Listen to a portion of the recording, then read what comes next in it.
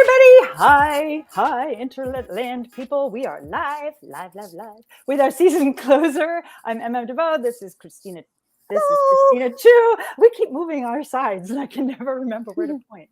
But we're super happy to have you here. We're also happy to see anybody who's watching this in playback, which is like the crazy time travel of the internet. So first of all, we want to shout out to our front row, Claudette de Groot, who is watching us in the playback. Hi, Claudette. And of course, David Harris, thank you so much. You're always out there, and we're really pleased about that. And anybody else who wants to say hi, that's what the comments are for. Just go ahead and sign in and type in your name. If you're on YouTube or on Facebook Live, we can see who you are. If you are on LinkedIn, you have to introduce yourself before we know who you are. That's just the way LinkedIn works. Or you can just stay anonymous. That's also fine. Anyway, we have a really cool show. We have 3 monstrous, mind-blowing authors for you tonight. And Christina's going to tell us all about them. Yay! So we have 3 amazing authors today. And it's really amazing how, here we are putting together the salon with authors who are really just so inspiring, right? Like they managed to write a book or 2 books or whatever. These authors tonight have written books, like many books, and they're downright incredible. I don't know how they do it, but hopefully they'll talk about it and rub the magic off on us, and we'll feel really good at the end. And we're already collecting people from across the country. Hi, Stephanie in Los Angeles. Thanks for saying hi. And Helene, of course. Hi, Helene. So, did you have anything to say, Milda? I got nothing. Okay, good.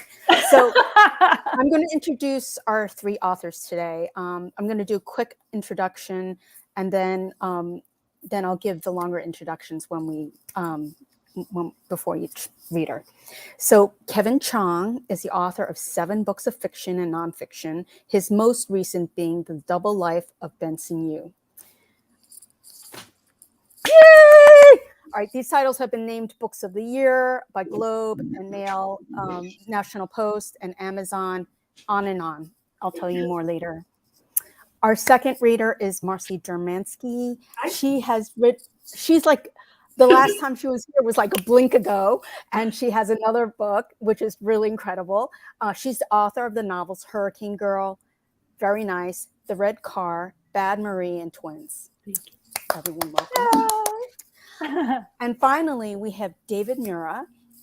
She's a memoirist, essayist, novelist, poet, critic, playwright, and performance artist. His latest book is These Stories Whiteness Tells Itself: Racial Myths and Our American Narratives. It's a collection of essays contrasting historical and fiction narratives by white Americans and African Americans. Everyone, welcome David. Yay!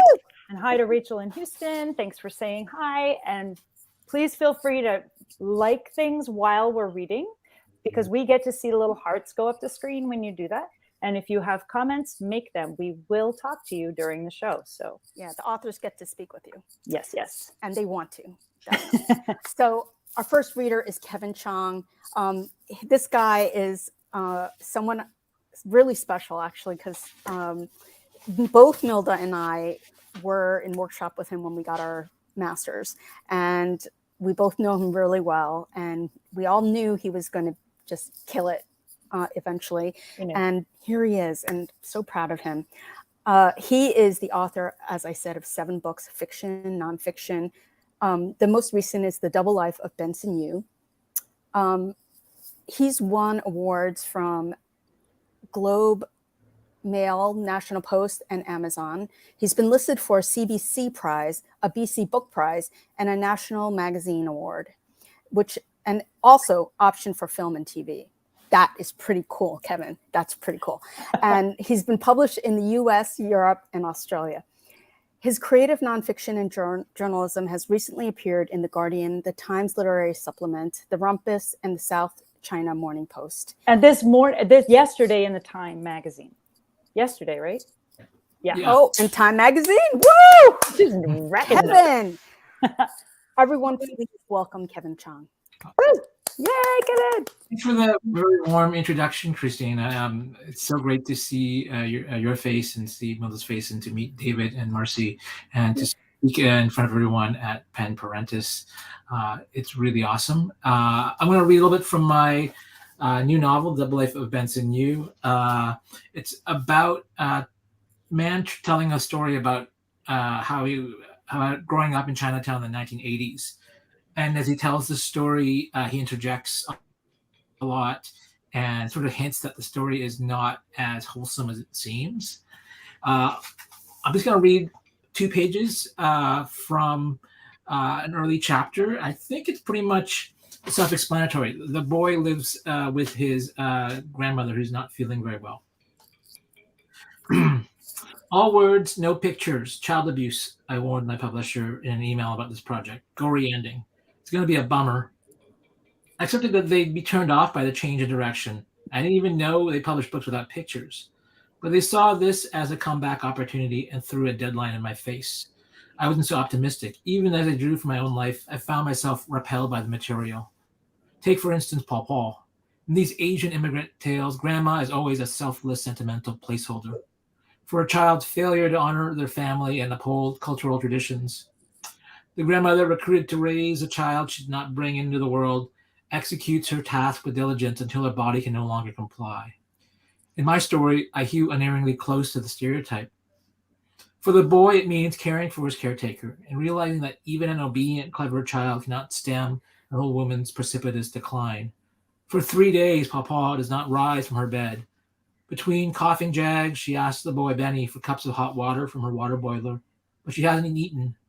Not that there's anything to eat. All that's left in the house are instant noodles, some blotchy gailon, a loaf of Wonder Bread, and a jar of peanut butter. Even the rice bin is only a tip deep. On the 3rd day, he calls out her name when he comes home from school and sets his backpack by the door. He hears her groan and then the squeak of the mattress as Papa sits up for the first time. Get a pencil, La, she spits out, and some paper.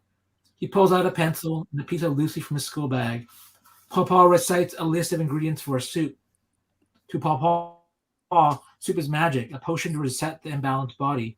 Benny himself disputes its curative effects and place of honor at every dinner in their apartment, and resents the way the musky scent of shiitake mushrooms and ginseng seeps into his clothes. But for once, he hopes his grandmother is right. See what I said about oppressive superstition? Soup will fix everything. She hands over money from her lanyard money pouch. Get a small bag of rice and buy things for yourself too, she says. He grabs the folding cart. There's a bite in the air outside, so he slips on Papa's gloves and an ugly scarf she knit for him in a brown argyle pattern, as though it were modeled after a piece of stewed tripe. He makes the stops in the same order as he would have with his grandmother. The Chinese medicine shop is the exception, and he doesn't know where to find the dried roots that Papa wrote down for him. Then he buys a whole silky chicken from the butcher. He has $4 left, but still needs a package of peanuts. Outside the corner store, he sees Shirley's brother, Y, watching men unload bags of ice from a truck. Y nods at him. He's about 17, not much taller than Benny, but his chest is 3 times as wide as Benny's in a leather bomber jacket. He wears gold chains over a black turtleneck, Reebok sneakers Benny would die for, and dark jeans. Cologne insufficiently masks the smell of the cigarettes the older boy smokes. To Benny, he's off the charts cool. The available male role models for him are, well, slim pickings. Are you here to see Shirley or to look at the magazines? Y asks him, smirking. Benny hides his reddening face as he steps inside. Last year, Benny and his best friend August were caught by Mrs. Ma flipping through an issue of Jugs. If Y knows all about it, then Shirley does too. Benny finds peanuts on a shelf next to the bags of potato chips. With the money left over, he picks up a shrimp-wrapped package of 3 Lycee juice boxes and a package of frozen pot stickers. How did you do on the English quiz? Shirley asked him. She starts ringing up the items. Did you ace it? Laying out his $4 in change on the counter, his heart starts thumping. Maybe, he says tentatively. How did you do? Her eyes sink to the floor. My parents can't help me. They just tell me to try harder. He hesitates. I can help. Really? She notices the money on the counter. It's $4.40. Oh, he's forgotten about the tax. She catches him from the corner of her eyes. You think I got the amount wrong? He takes the juice boxes back from the counter. I don't need those. She pushes 4 quarters back to him. When he gets home, Papa is upright and dressed for the day. Her bed has been made. She still looks weak, but Benny's optimism flares seeing her lift a soup pot filled with water onto the stove. The soup takes a few hours to cook. They eat dinner late. Papa makes a pot of rice and fries up the remaining gailan and ginger. Normally, Benny would only drink the minimum portion of Papa's medicinal soups. But this is the first real dinner that he's had all week. His hunger has been a car alarm bleeding in the background. He fills his right bowl 3 times. When he's finally done eating, his body applauds. I think I'm going to end it there. Thank you very much for letting me read, and look forward to the other readings. Thanks. Thank you, Kevin. Mhm. I love that line about the car alarm being in the background. That's beautiful. That was lovely. Thank you. You know, it's funny, but you know, I kept thinking about my own family, which is really strange because you know, my papa lived with us, and I had an Uncle Benny. It was like so. I was like, Oh, yeah. This could be my family, right there. Your papa was from from Hong Kong too, right? She was Shanghainese. Oh, okay. I thought, but you have family in Hong Kong, right? I do. Yeah. I remember reading about that. But, We're not that close, but yes. Yeah, well, that happens a lot in Asian families. I really liked in the Time magazine piece how you talk about food being your conduit to the culture, which I think is really evident in this piece as well. That the food is Gailan. Your belly always leads you back to your culture, I think, if you're Asian, you know, and it works for Lithuanians too. So I don't know. Just saying. Yeah, that's true. It's true. In some ways, you know, it's because we don't master the language, or you know, we don't know other parts of the culture. But that is something that always brings me back to my home culture. Yeah, very cool. Awesome. All right. Well, we'll talk more. We will talk more. So our next reader is Marcy Dermansky. Hi, Marcy. She's the author of the novel Hurricane Girl. Do you have the book? Can you hold it up? I have it. Yeah, absolutely.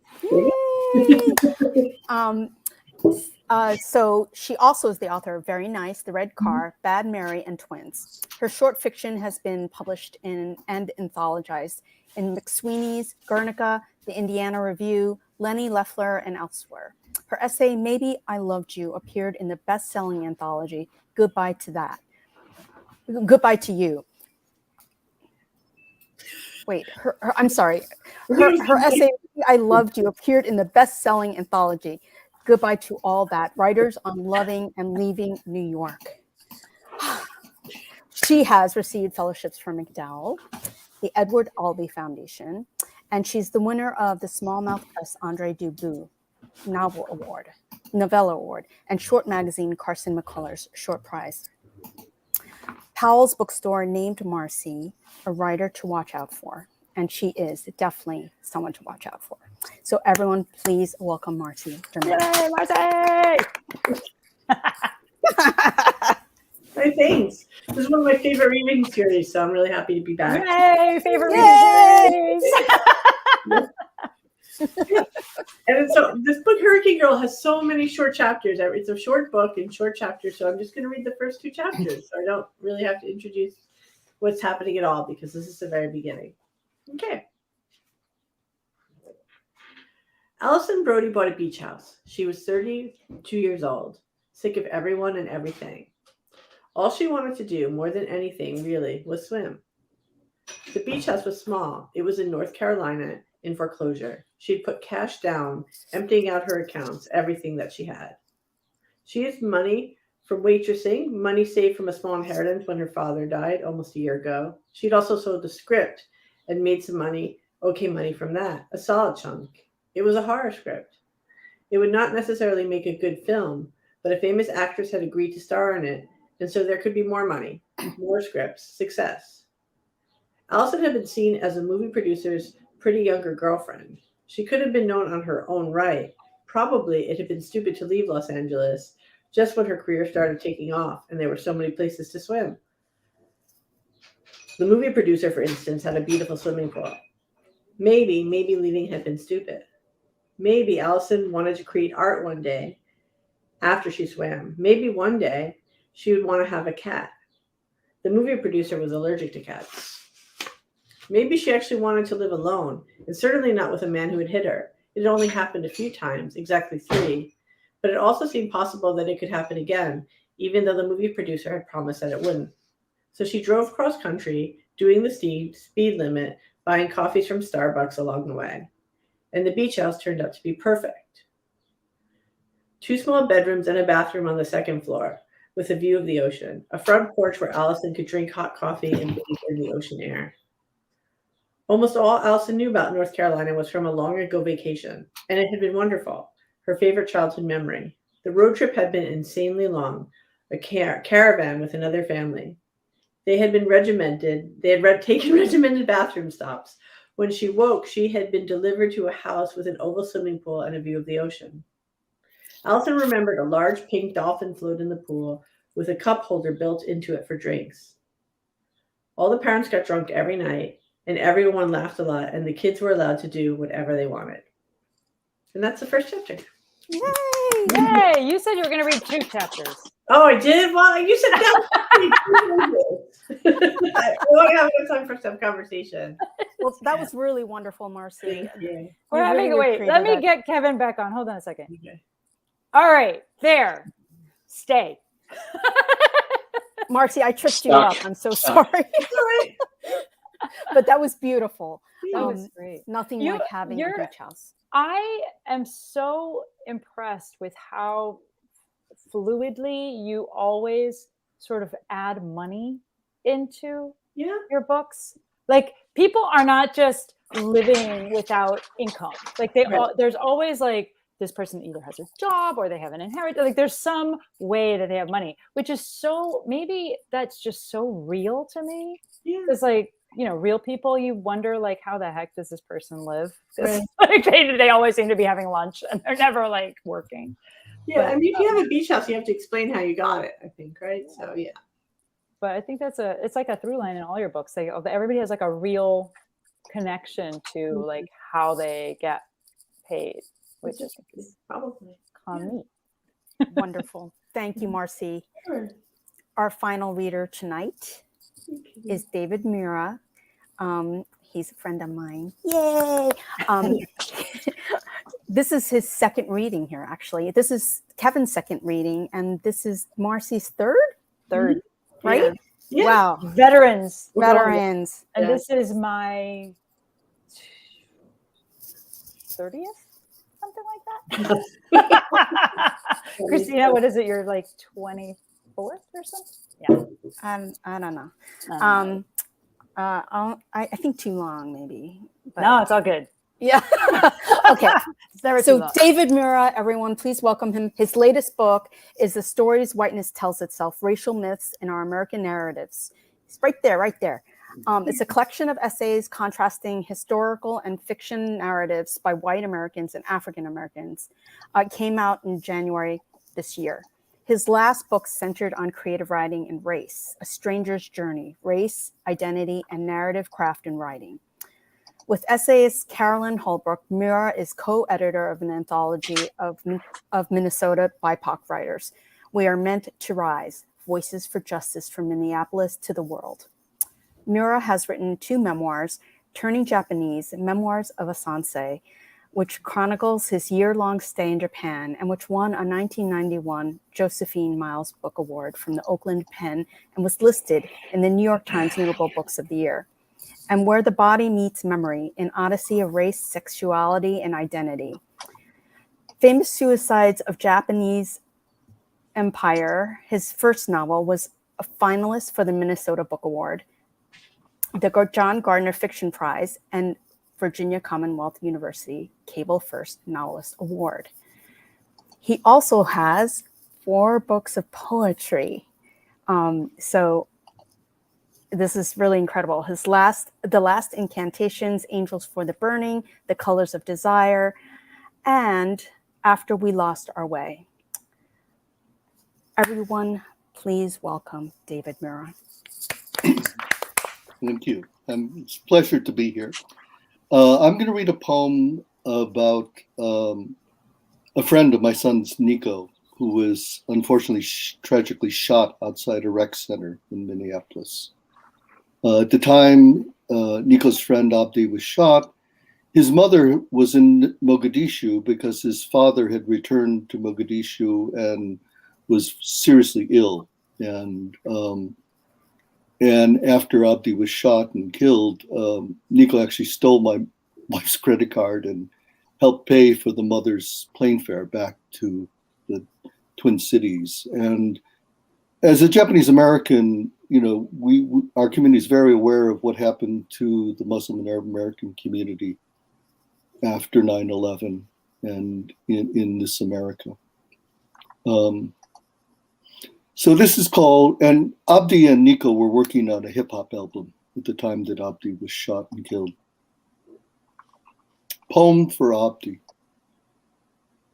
10:35.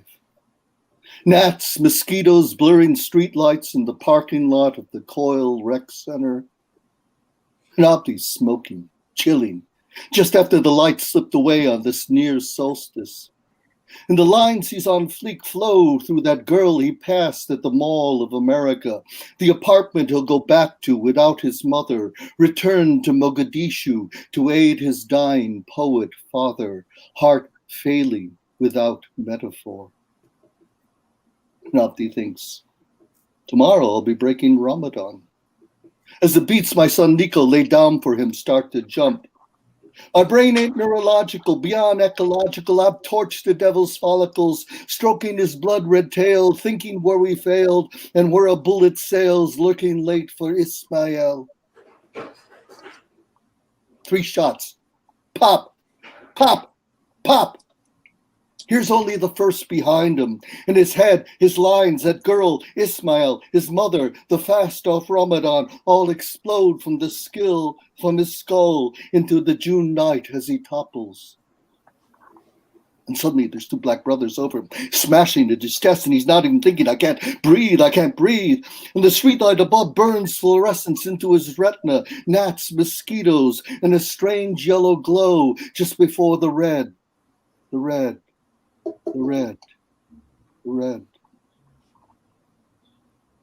And he'll never witness his brother, his sister Jamila, his friends Baden and Khadijah, and my son Nico hunkered in the waiting room as the surgeons huddle 2 hours to undo what can't be undone. 3 days later, Nico stands with Abdi's friends and family. His mother just returned from Somalia, his father still dying, unable to fly. And there is no coffin to cover his sleeping face, as he's lowered 2 graves from Baden's brother. And my son grips his shaking girlfriend, and as he looks at Abdi's mother, the only Somali mother, he says, who ever accepted him, even loved him, he thinks of the track Abdi and he jammed on, the album they planned, and how just hours earlier at work, when he told his boss of his friend's death, his boss shot back, well, that's what you get from hanging around with those people. And how did they get to be my son's people? How am I to comfort my son, weeping before me now in my study, or chastise him for using my wife's credit card to help buy Abdi's mother's plane fare and a bus ticket for another friend to leave for Fargo so he doesn't become one more Abdi? And my son saying he looked at Abdi's mother's face falling into her son in the grave, and he wanted to rip the clouds from the sky, rip his boss's hair from their follicles, cut the tracks of their album that will never be finished, and the kids in the school shouting at Abdi, look at me, I'm the captain. And hey, Mohammed suicide bomber. And my son saying, Dad, I can't believe he's dead. I can't take it in. And I'm holding him as Abdi will never be held by his mother. His father, the poet, dying in Mogadishu.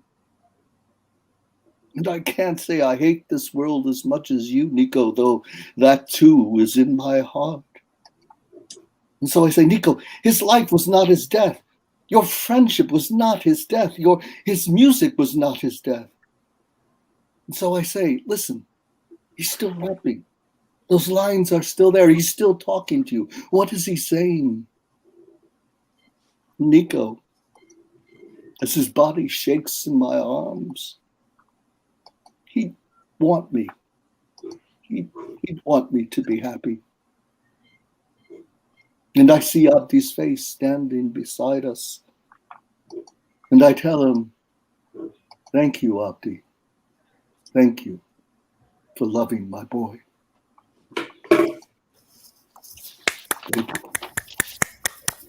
That was beautiful. Thank you. Powerful.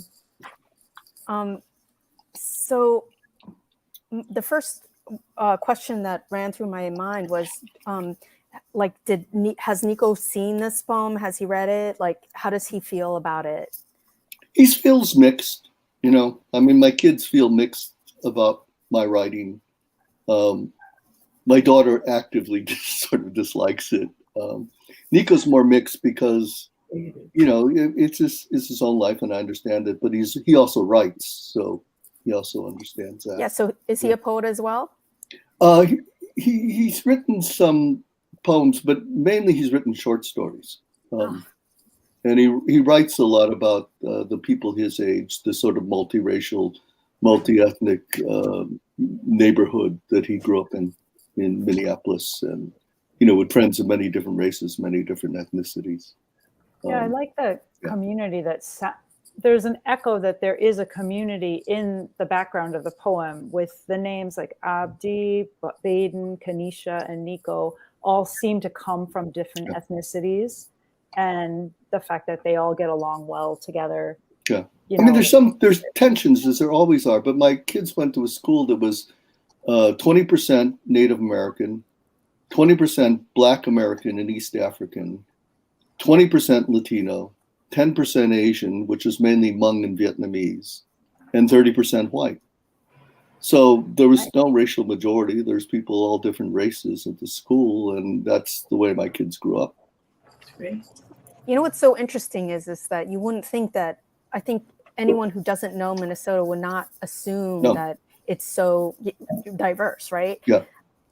What do you think one of the attractions is for Minneapolis? Well, I think, you know, it's a liberal state, and you know, in the wake of the change in immigration laws that took place in the 60s, after that, we had wave after wave of immigrant populations coming, in part because many of them were sponsored by local churches and local groups, in part because there's a good social, you know, help in terms of government, and it's a liberal state, and there's not the sort of active anti-immigrant sentiment that you might find in other places in the country.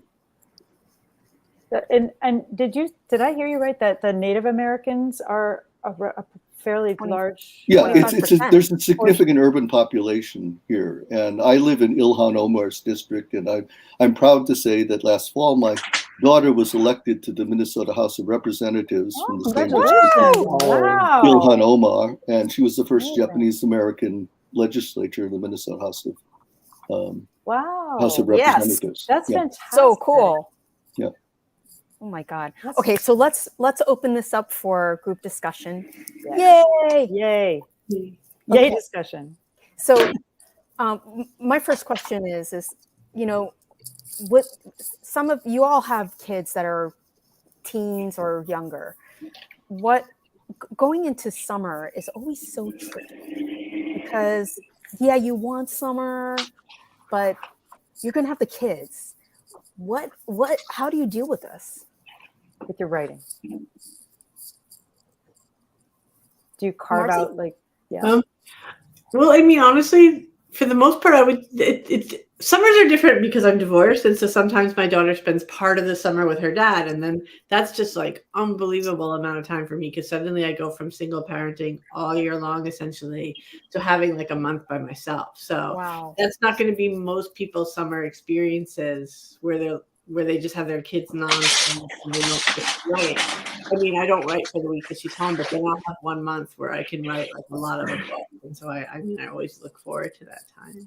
Wow. Do you prepare for it like before the month starts? Do you have like, okay, No, these are the sometimes 15 things it's that I so want much pressure, and I've totally had a month of summer where I'm on my own and I just blow it because I just You need to- that sucks, and yeah.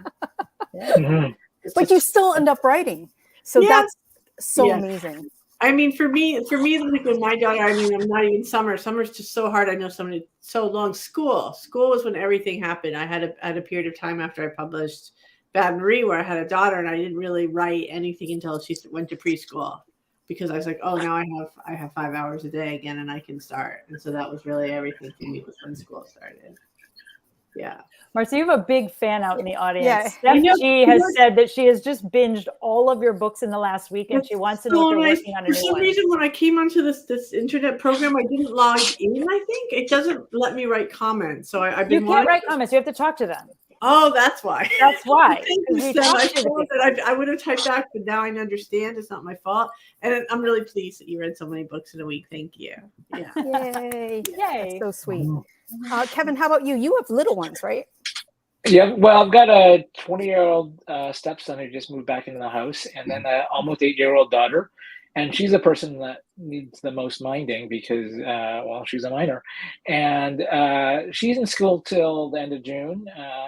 And I'm not teaching right now. That's my main job as a university professor. And as a result, I need to make hay, but I'm promoting this book. I'm like all over the place promoting this book. I'm doing so many readings. I'm hoping, to make some time, I guess in June. I think like the summer is really when you do the drafting. As a teacher, like that's when you have the vast stretches of time. I think I can edit and rewrite during the teaching year, but it's really hard to like write something from nothing. From the blank screen during the school year. So, and then, yeah, you're right. Like once my daughter's out of school, there's like a lot of camps we have to like take her to, and then Taxi. and then, yeah, we're doing that, and then we want to spend time with her too. Like we have, like you want to do a vacation and enjoy the beach and have fun. So you really want to get the momentum going on a draft. Like I think once you have some momentum on a draft, you can find the time because you're just so committed to it. But in those early days, it's really tough. And you've been doing book tour on this book, like a lot. Have you been doing any out of town stuff, or has it all been mostly Zooms and like in Vancouver? I actually went to the north of Canada and I did like 5 readings in the Yukon, and the Yukon's a place that has a population of 40,000 people. So I basically read in front of everyone. Like that's awesome. And they all turned up like that, like normally you're like in New York, you get 4 people. Actually, yeah, Kevin, we've got a question for you from Emmy. Alina Chang. Emmy. Oh, hey, Someone Emmy. you know. Emmy. So great to see you. So she says congrats, but she's curious about book tours. How do you manage being away for long stretches of time? I'm never away that long. Like, I think in the fall I'm going to go away too to do a few events. But I'm away a few days, and then when I went to the Yukon, I brought my wife and daughter with me to see the North. Did you see the Northern Lights? No, we just missed them by a couple of weeks actually, because it's weird sort of shoulder season. I wish the events I had were like either in the midnight sun part of the north or the Northern Lights part. So we kind of missed those things, but that's too bad. They're beautiful. I've seen them in the past. Yeah, it's tough though. You don't want to like overburden your partner as a parent. So you try to like make up for it when you get back and before you leave, and like what I do when I go away, like I'll make lunch, I'll prep lunch for the next day, like in the fridge. Oh, yes. Like, so I'll cut up the fruit, I and then love get that. like the Do you write crackers them in the little notes? Do you container. write little notes that say like, "I'll be back soon"? No. No. I give you my this daughter gift. doesn't Write let them me notes. message her. I can message That's her wonderful, now, so- Kevin. It's true. We now have Yeah, so it's internet. We great. don't need to have notes. Good point. I David. wanted to say hi to Emmy though, because I was trying to log in so I could say hi, but then I realized I couldn't log off the screen. And so I want to say hi to Emmy and also to Therese Svoboda, which is those are the two people I recognize. So I just want to say hi to both of them. Yeah. Yeah. Hi, Therese. Hi. David, did you want to answer our question? And then we have a follow-up for you from Yeah, Johnny. my kids are 35, 30, and 28. And when I look at people with young kids now, I go, how did we ever get anything done? I have no idea. And we had daycare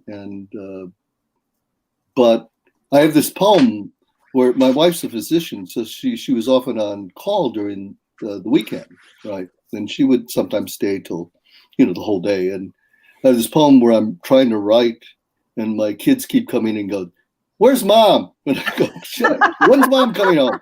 And I don't know. I'm hungry. I'm writing. I'm hungry. I'm writing. And finally, by the end of the poem, I just give up on writing the poem and you just go, "Oh hell, we're gonna have lunch now. I can't make lunch." So I don't know. I think part of what we did is I was the one at home when the kids came home from school and stuff. But then when my wife came home, she would watch the kids and I would have some time to write. And we always trained our kids to not wake up early, because sometimes my wife worked very late and she wouldn't see them unless they, unless they stayed up a little bit. So I don't know. We managed to get through it. I have no idea how. And I suppose I wrote more poetry than prose, and you can write poetry in little bursts, and it's a little harder to write long prose works. So maybe that was that's why Marcy's chapters are short. Yeah. Marcy, she did that on her free time. Never know. David, there's a follow-up question from Shay Galloway. Will there be an audiobook? Is there an audiobook in the works for the stories? Well, I keep pestering my publisher for that, and now I will try to do it again, because I keep telling them people keep requesting an audiobook for it, and I really don't know what the hang up. It is available on on ebook, but yeah. Cool. There's also a question here that is for all of you. Do any of you use a particular writing app on your phone so that you can jot down story ideas as they come? Yeah, I've never done that. So no. I know some people write on their phones, and I just don't even understand it. Like how, because I have a hard time texting on my phone. I'm always making typos. So yeah, I always want to go back to my computer if I can help it. But I know a lot of writers do, so I'll let Kevin and David answer. I try to be very low tech. I had Scrivener for a while, but it was not intuitive, and there were like tutorials of how to use Scrivener, and I just never don't have time for that. So whenever I have like an idea for something, you know what? I'll open like a draft in my Gmail and just jot it down. And it's just very low tech, and it's not as embarrassing as opening up a new doc on your Google Doc and saying new book idea, and there's like 3 words in it, and you never do anything with it. It's just like a draft email that you can discard very easily, and very low tech, and I like that. I'm also low tech. I'm old enough that I started writing on the typewriter, and I've been writing on the typewriter since I've been 18. And now I use a computer, but I can't text. I'm like this even when I'm texting messages and technology. One finger. Contrary to stereotypes, technology absolutely befuddles me. So yeah. And also I play piano, so I like the using 2 hands. It's part of the way I feel the language. I can't write by hand. Oh, that's interesting. Has it always been that way? Like you started from since I was 18. Wow. Nice. That's really cool. Yeah, that's interesting. Emmy would like to hear how the other 2 of you also manage your book tours around your children and your lives. And questions. Because Kevin already answered. Right. That's why. Marcy? I mean, I find book tours really hard, to tell you the truth. Sometimes my book will come out in summer, and then that will be the time that my daughter's away, and then I get to really enjoy it and like go to my reading or take a trip, stay overnight, or like have a drink with some other people before I rush home. I've gone to so many book events where Nina doesn't want me to go, or I have a babysitter and they cost like an exorbitant amount and I don't want to catch the train. Where I'll like literally like read and leave because I have to get home. And so it's just difficult. It's so nice, by the way, to have book tours again because of COVID. There was a whole time when we didn't do it. This is like back to Zoom, but I don't know. It's just I have a whole new feeling. Last time when Hurricane Hero came out, by the way, I think publishers are less and less likely to send you on a big book tour. Like this was actually the smallest one I've had, and things were in person. But so just local, so it's not so difficult, and it's fun. It's fun to like be with people, and I enjoy them, and it's hard with kids. So yeah. Back in the day, when my kids were young, we had daycare, and then my wife would take trips as a physician, and she got fellowships to go outside the country, and I would just watch the kids and just do it. And then when I went out and book tour, then it was just my turn to be out, and she managed at home. Yep. You also spent a year in Japan. But that was before we had kids. Oh, that's before. We spent the year in Japan before. I don't know how we would have done it. People I suppose we just always seem to manage, and it's just, now, in terms of book tours, last book, I did more personal appearances, and that was pre-COVID. But also what I realized this time is I can reach a lot more people through podcasts. And I've been doing a lot of podcasts because, I've been on these podcasts, and some of them have, hundreds, thousands of listeners. I was on Alyssa Milano's podcast, which I think has, a million listeners. So it's like, I could never give enough readings to add up to that sort of audience. And I think it's a much more efficient and easier way to publicize books. Do you find because you write a lot of nonfiction, or a lot of your books are nonfiction, do you find that then sort of pivots you into having more of an audience when you write a play, let's say, or if you have a chapbook coming out of poetry or something? Do you find that the audience is a little bit, but it depends. I think it depends on the subject. I mean, this new book, because it's so much about Black-white relations, and because it starts out with the murder of Lando Castile in a suburb of St. Paul in 2017 and ends with the murder of George Floyd, both of which murders took place just a few miles from my house. I think it's a little more topical than some of my other books. So, there's a ready-made audience. Like I have a book of essays on Asian Americans, which I'm working on, and I think that'll be probably just a little harder to publicize. It's just the way nature of being an Asian American author, I think, Yeah, well, there are. I'll help. Yeah. Okay, Steph would like to know if you also all read a ton too. Do you have time for that? Do you guys read a lot? And if you do, what kind of things do you read? And does it help you, or is it something you have to do when you're not writing? Like, do you know what I mean? Like some writers, when they write, they have to not be reading something because it'll distract them and wreck their own voice. And others read and are very inspired and write. But also there's a time thing, so if you guys could respond to it. How about you, Kevin?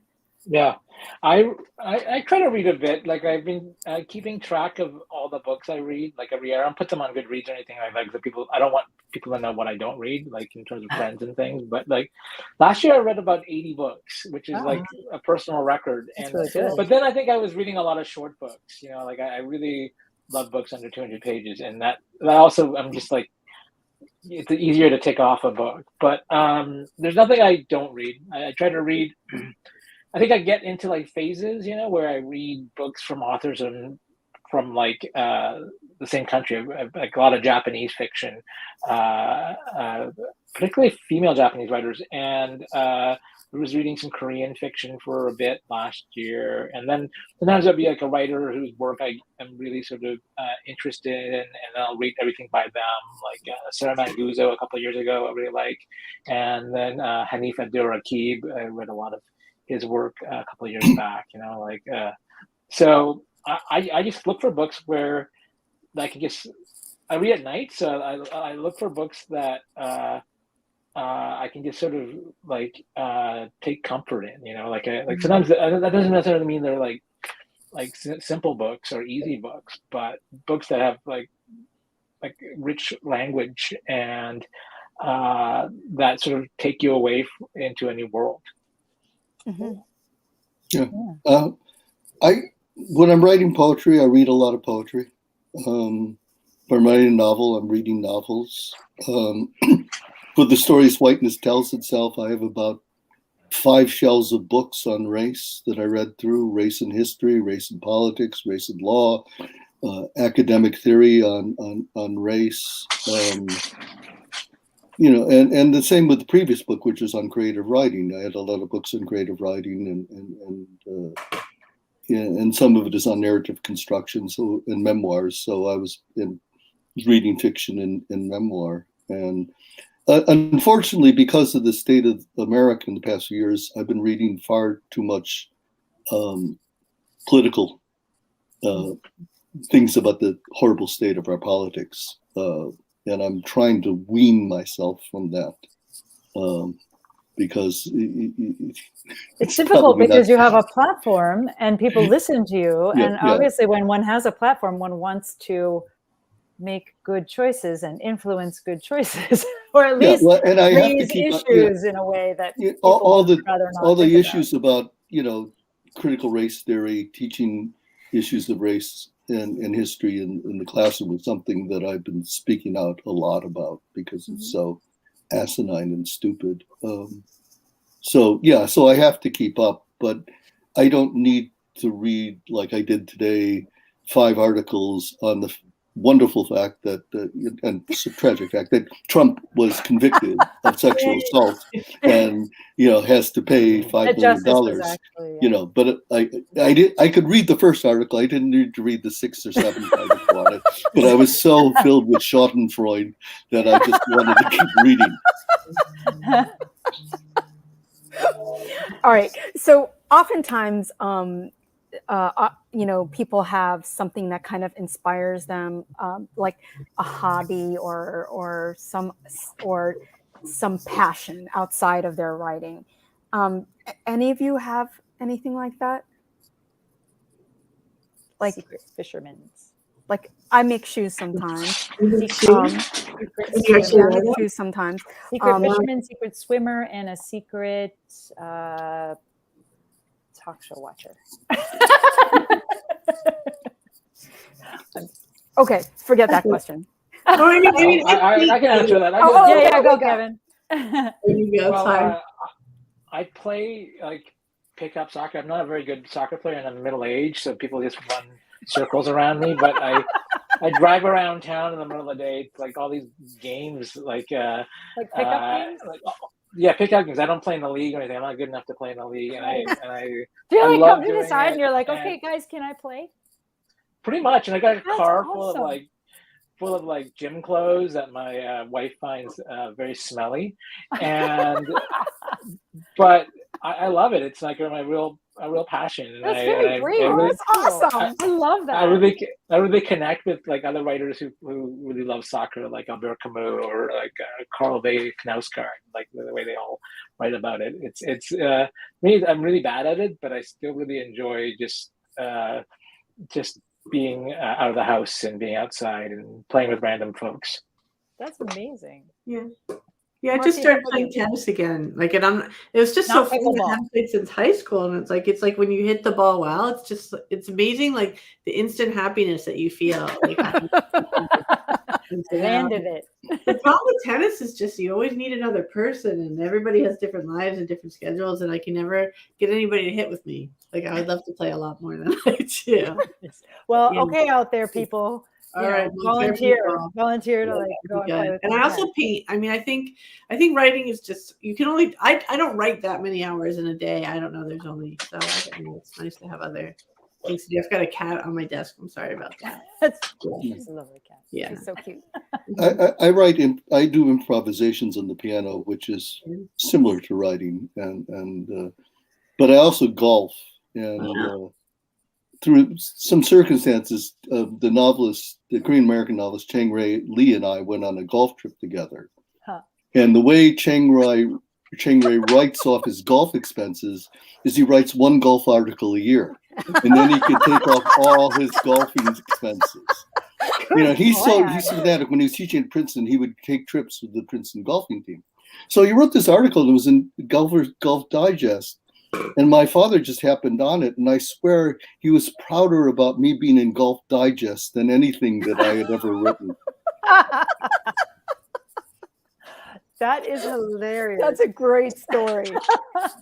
Oh, but that actually makes me pivot to, so two of you now have mentioned that your kids are like, not so great about certain aspects of like what you write or what you're doing with your life as a writer.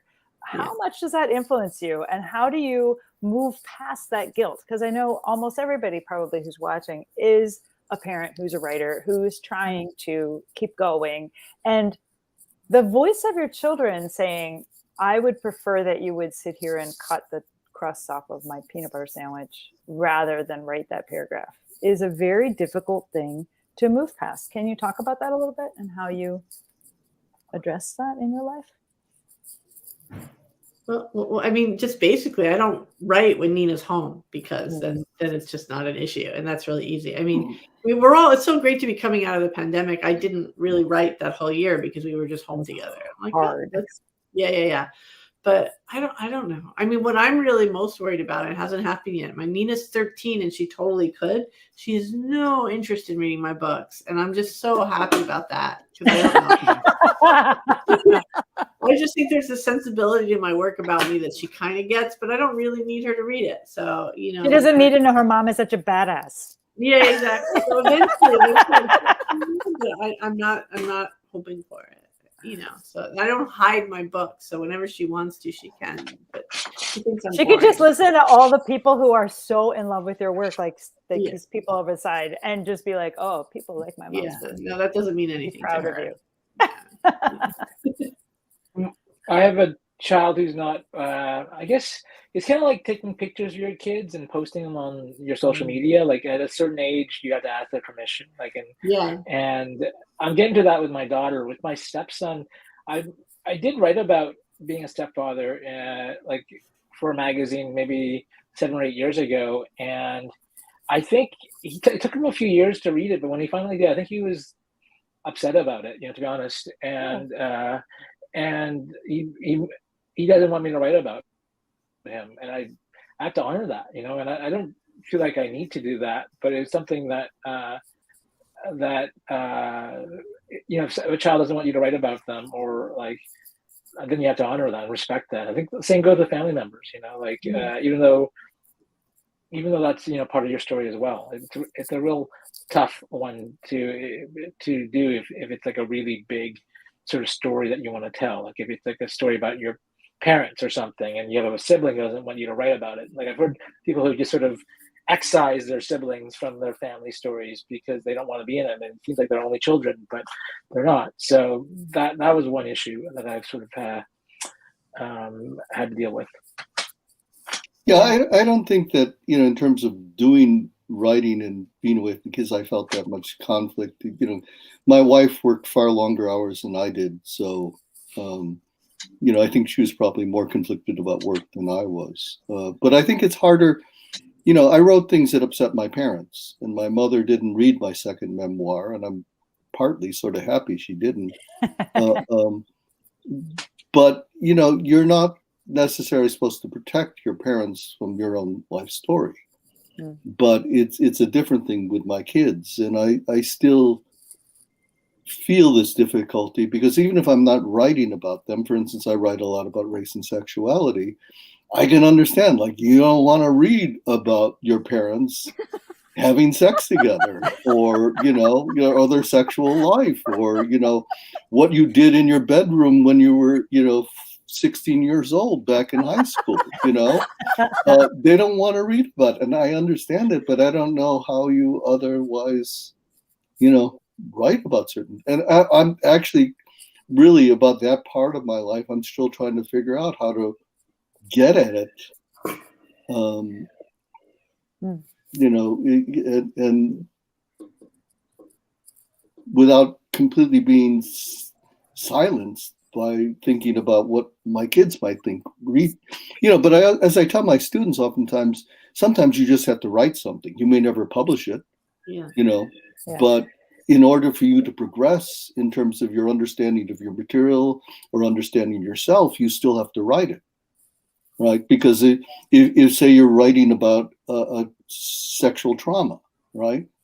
You may never publish it for a long time, and you may not want your kids, but you still, by writing about it, you will become a different writer, and whatever you do afterwards will have an understanding of yourself and the world, and maybe your family or community in ways that you wouldn't be if you didn't write it. So I think you have to go wherever your unconscious prompts you. It just doesn't mean you have to publish it. That's a really wise thing to say, because the therapy of writing something down doesn't necessarily turn into art every single time. Like sometimes it's just, you just need the therapy of writing it down. It doesn't need to be published. Maybe it's just you processing it. And and even if it is good, you may say it like, I can't publish this till my parents are no longer with us, or till my kids are in their 40s, right? Have you ever experienced writing something and then someone shows up and thinks it's them? Ever? Yeah, my wife. I mean, she had this experience where I wrote about a year we spent in Japan, and people would come up and think they knew her. And people would come up and think they knew our marriage. And I would tell people, look, I didn't write about when my wife and I were cuddling together and watching TV. I wrote about our arguments. And so people had a very different picture of Marcy, Kevin, you do not have to tell anybody, but Steph wants to know if Bad Marie was based on anyone you know. Oh, Bad Marie. Well, I mean, the funny thing about Bad Marie, and that's a book that, like, people, it's interesting. Like, people were like, "That's my favorite book of yours." And I'm like, "I love that so much." And I'm also like, "Well, I wrote that a while ago." Bad Marie was like, was also good. And so the strange thing about Marie, who's also very much like a psychopath or a sociopath, that sometimes also had a lot of attributes that I shared. So I mean, what are you going to make of that? I don't know. But she also, yeah. People liked her anyway. Yeah, you were supposed to like her. You were supposed to like her, but there's not a real. She just sort of came.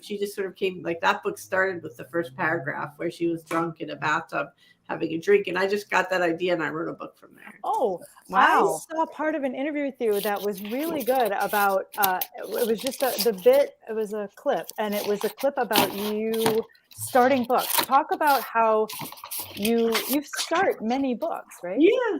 I mean, that to me, the hardest part, because we're out of time. I hate starting books. It's so hard to get an idea. And so sometimes I won't write for like a year, and then I'll write something really quickly.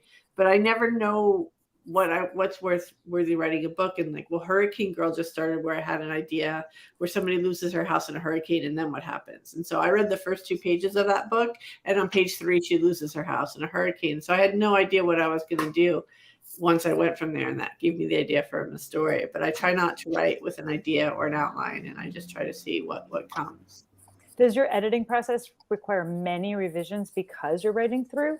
Probably. I don't write from beginning to end. Every time I open a file, I kind of work on what I did the day before. And so I'm always fixing and tweaking. So usually by the time I get to the end of a first draft, there have been so many revisions, but I'm also working on the same file. So it's not, things make sense. I don't write something and then be like, oh, that's not going to work because I didn't have an outline. By the time I get somewhere, it's going to work, or I'm going to cut it right away, if that makes sense. Very cool. Kevin, you're not an outline writer either, right?